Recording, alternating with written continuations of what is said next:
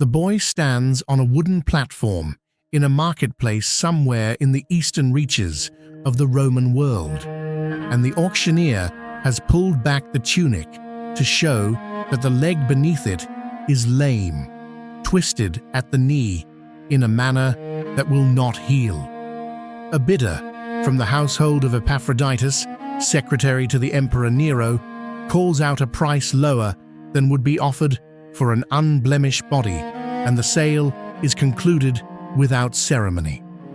The boy is led away in a chain, and no one in that market, not the auctioneer, not the buyer, not the boy himself, could have known that this crippled child, purchased at a discount for domestic service in the imperial household, would one day teach the free men of Rome what freedom actually is. His name, or the name we know him by, was Epictetus. The word means, in Greek, simply acquired. It was not a name given by a mother. It was the label of a piece of property, and he carried it the rest of his life, and made of it a philosophy. Consider then what such a man might have to say about what belongs to us. Consider what he might have to say, having stood upon that platform, about the boundary between what a person owns and what merely passes through their keeping. For the question that occupies us in this lesson is the oldest and most stubborn question in the Stoic tradition, and it is the question Epictetus placed at the very opening of his teaching. The first sentence a student would hear upon entering his school at Nicopolis. We are told that he began always with a division. Of things some are in our power and others are not. In our power are opinion, movement toward a thing, desire, aversion, and in a word, whatever are our own acts.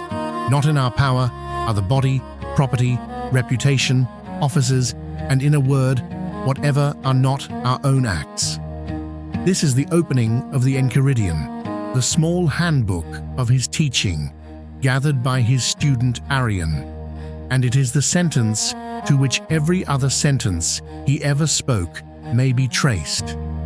Everything Epictetus taught in the school at Nicopolis before students who had traveled across the empire to hear him may be understood as a commentary upon this division. What is yours? What is not yours?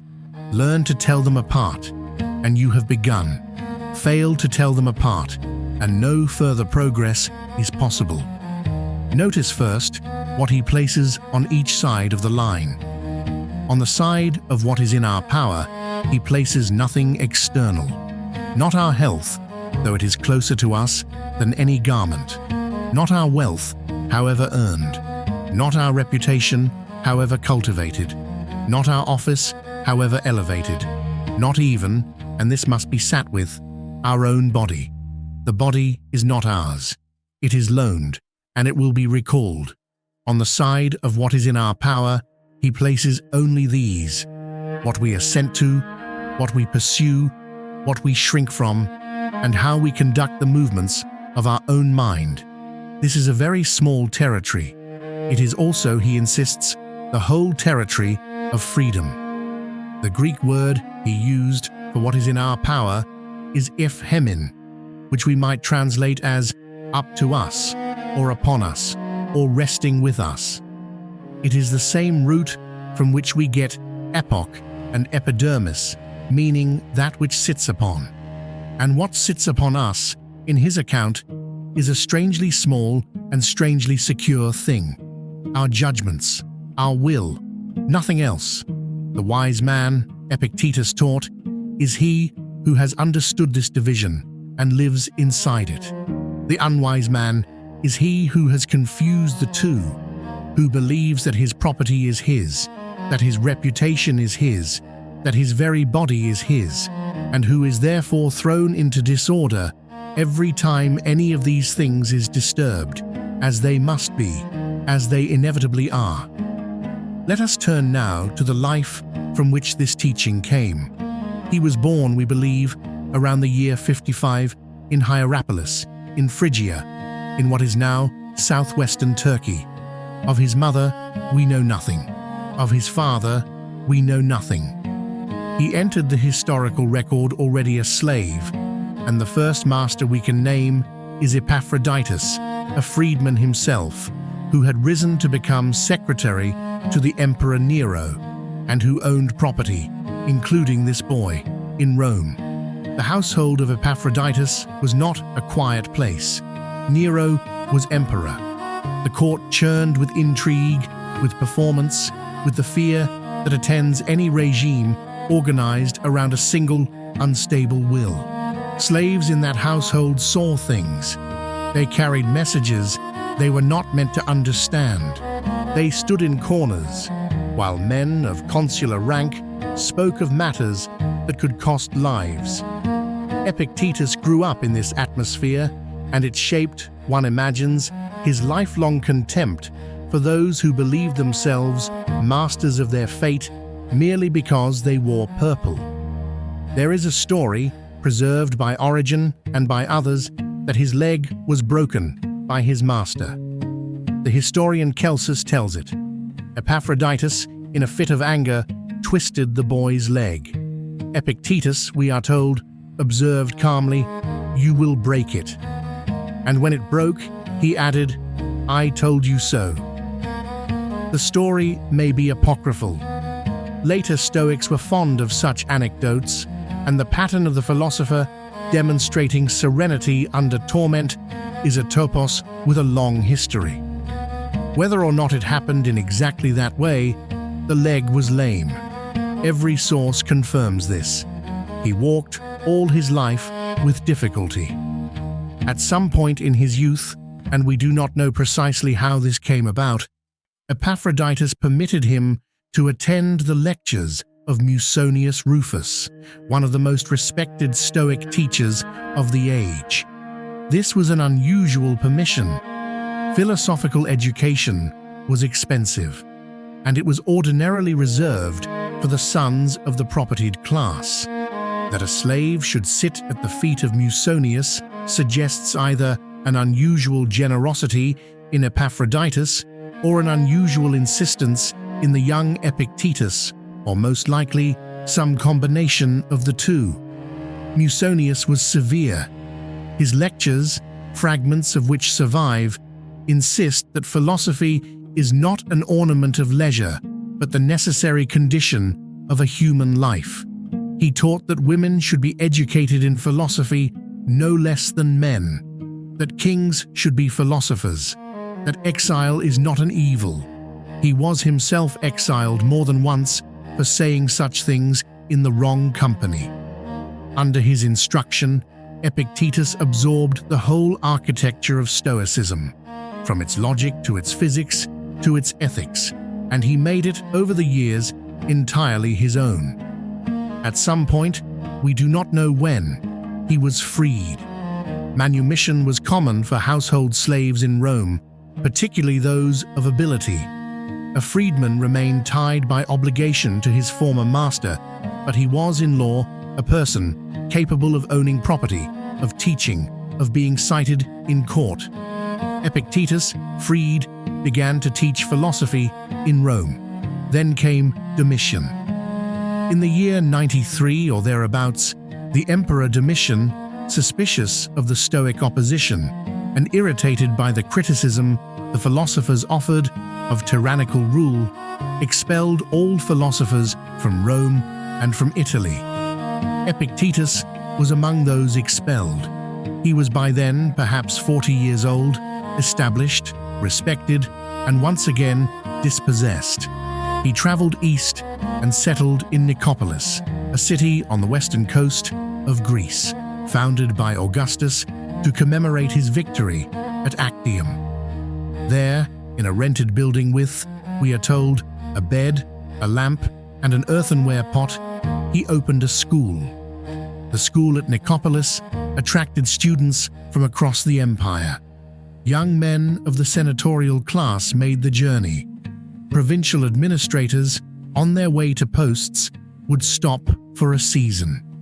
One student, a young man named Arrian, later a Roman consul and a historian of Alexander the Great, took notes on the lectures he heard, and these notes became the Discourses, of which 4 books survive, and the Enchiridion, the small handbook already mentioned. Epictetus lived out his life in Nicopolis. He never married, though late in life he took in an infant, we are told, who would otherwise have been left to die, and raised the child with the help of a woman he took into the household for that purpose. He kept, one imagines, no property to speak of. He walked with his lame leg through the streets of the small Greek town. He died probably around the year 135 in his 80th year. This is the man, a slave, then a freedman, then a philosopher, then an exile, then again a teacher. Never, at any point, a possessor of substantial worldly goods. Never, at any point, in a position where his body, his reputation, or his liberty was in his own keeping, and it is from this life that the division comes. Now consider how the principle actually functioned for him. It is one thing to state, in the abstract, that the body is not ours. It is another to stand on a slave platform and know it in your flesh. The distinction Epictetus draws is not a philosophical elegance. It is the shape of his lived understanding, worked out in a life where the external things over which he had no power were being taken from him or given to him or withheld from him without his consent, continuously from the first moment of his memory. Reflect upon what a slave learns, and learns early. He learns that his body may be struck at any moment. He learns that his location, his labor, his food, his sleep, the very hours of his waking are the property of another. He learns that his name may be changed. He learns that his family may be sold away from him. He learns, in short, that of the things ordinary people believe themselves to possess, he possesses nothing. And yet, Epictetus insists, this same slave possesses something the free man often forgets. He possesses his assent. He possesses his judgment. He possesses the movement of his mind toward or away from what appears before it. These are not taken from him because they cannot be taken. They can only be surrendered, and surrender is itself an act of the will, which is to say, an act of what is his. Listen to how he puts it in the Discourses, in a passage where he imagines a tyrant threatening a philosopher. I must die. If forthwith, I die, and if a little later, I dine now, as it is the hour for dinner, and afterwards I will then die. How? As it becomes a man who is giving back that which was another's. Consider that last phrase, given back that which was another's. The body was never his. The life was never his. The moment of death is not, in Epictetus, a tragedy, because death is only the return of what was borrowed. What is his judgment, the movement of his will, cannot be affected by the tyrant's threat. The tyrant can take the body. The tyrant cannot make the philosopher fear. Elsewhere in the Discourses, he asks a student, and we may hear the sharpness of the classroom in this, what he would do if he were thrown into prison. The student, one imagines, hesitates. Epictetus supplies the answer. Who is he who throws me into prison? My body, and he who takes it out again. Also my body. So you have not been imprisoned, only your body has. There is a hardness in this. Let us not pretend otherwise. When Epictetus tells his students that the body is not theirs, he is not offering consolation of the soft sort. He is telling them that the categories by which they have organized their fears are wrong. He is telling them that what they feared to lose was never theirs to begin with. The comfort, if comfort is the word, comes from the reassignment of ownership, not from the promise that nothing bad will happen. Something bad will happen. He is certain of this. He simply insists that when it happens, it will happen to something that was never yours. Notice how this reframes the ordinary emotional life of a person. If you believe your reputation is yours, then when it is damaged, you are damaged. If you understand that your reputation is not yours, that it lives in the opinions of others, that those opinions are the movements of minds you do not control, then damage to your reputation is like damage to the weather. It occurs. It is not yours. You may respond to it if response is called for. You are not, in your own person, injured by it. If you believe your child is yours in the sense of possession, then when the child sickens or dies, you are, in the deepest sense, destroyed.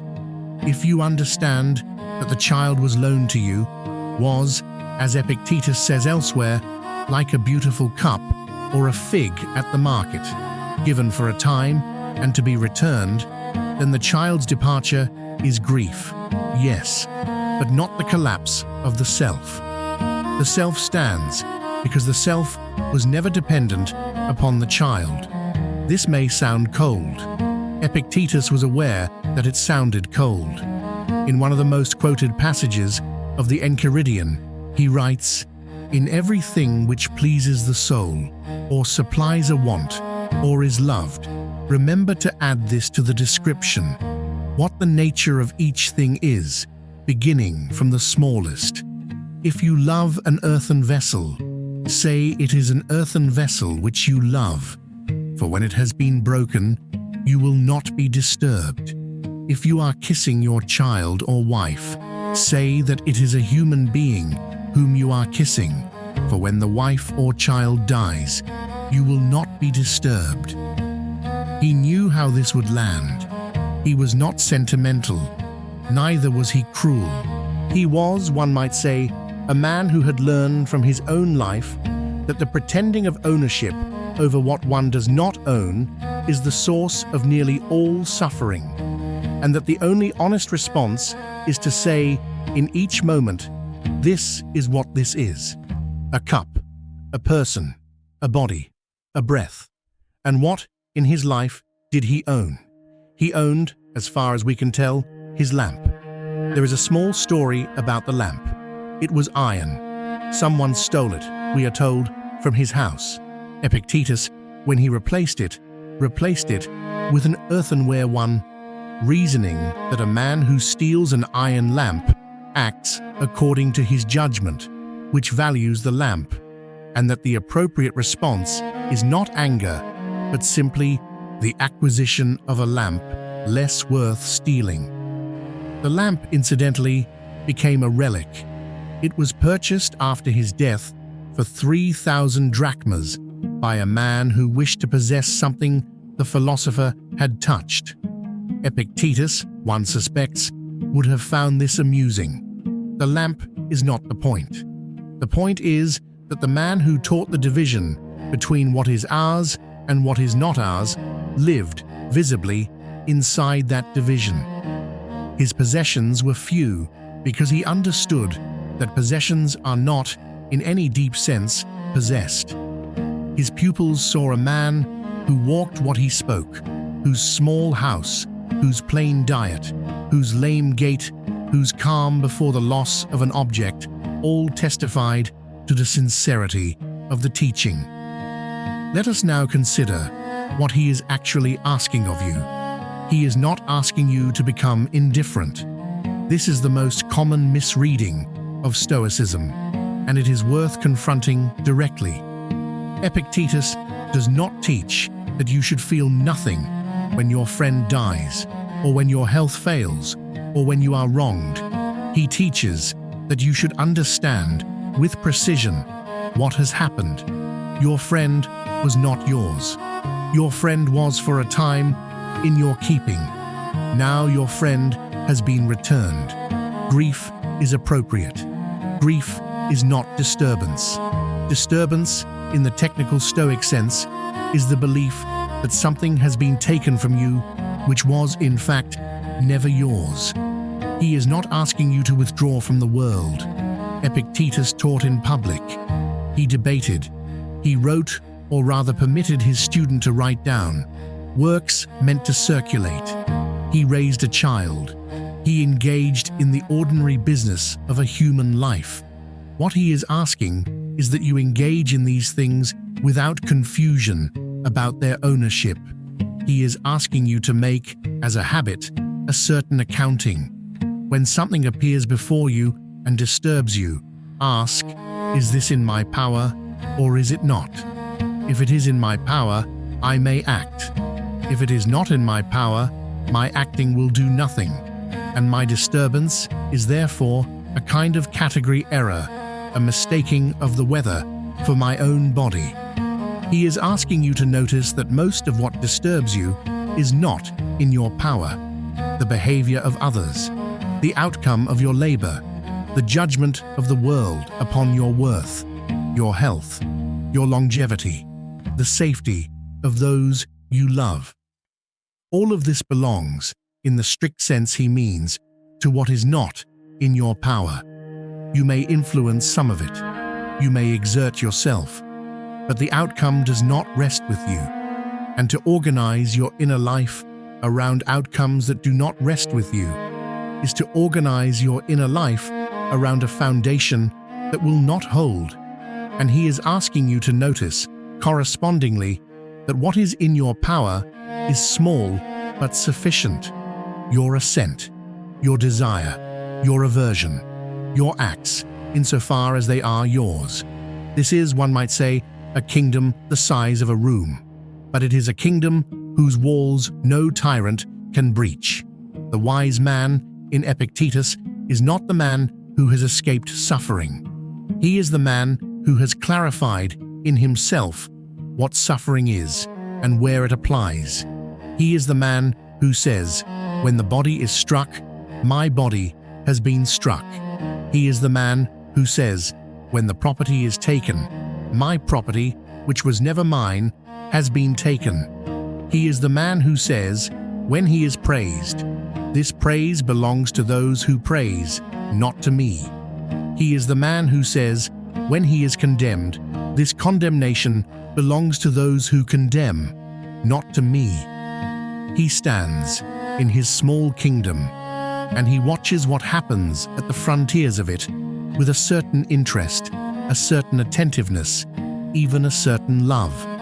But he does not confuse the frontiers with the kingdom. He does not, in the language of Epictetus, mistake what is another's for what is his own. This is the structural lesson. It is not new. Epictetus did not invent it. It was, he would have said, the teaching of Socrates, of Zeno, of Chrysippus, refined and made portable.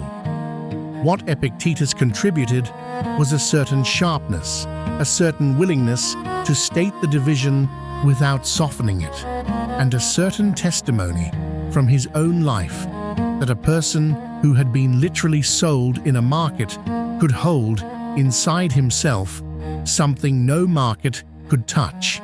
Consider how differently a life proceeds under this understanding. The one who has not made the division spends himself continuously on the defense of things he cannot in fact defend. He guards his reputation against those who form opinions in rooms he will never enter. He guards his body against a mortality that will not, in the end, be refused. He guards his property against a world in which property changes hands, always, whether by theft or law or death. He is, one might say, a man who has built walls on the shore and who spends his life mending them against the tide. The one who has made the division builds his walls instead around what is his. The territory is smaller, the walls hold. And now, in the closing, a question to carry with you. If you were to make the accounting Epictetus asks of you tonight before you sleep, what would fall on which side? Which of the things that occupied you today were yours, in the strict sense he means, which were not? Notice without judgment how much of your day was spent on what was not yours. The remark someone made, the message not returned, the traffic, the weather, the tone of a voice you did not like, the imagined future you cannot verify. Notice how much of the inner labor of your day was directed at things over which, in the end, you had no power at all. And notice, correspondingly, what was yours, your response to the remark, your choice to reply or not, your bearing in the traffic, your interpretation of the tone, your assent or refusal to assent to the imagined future. This was yours. All day, this was yours and available to you, whether you attended to it or not. Epictetus would not ask you to be ashamed of the mislocation of your effort. He would not ask you to resolve, dramatically, to do differently tomorrow. He would ask only that you see it, that you begin, tonight, to see it. He believed that seeing clearly is the beginning, and that what follows on its own, over years, through habit, through the small daily practice of the accounting. The boy on the platform in the marketplace became the philosopher in the small house in Nicopolis. Between the two lay a life in which almost nothing that ordinary men count as their own remained his for long, and yet we are told he was at the end a man of extraordinary calm. He had learned, one may say, what could not be bought. The question is whether you will learn it while there is time. Sleep well.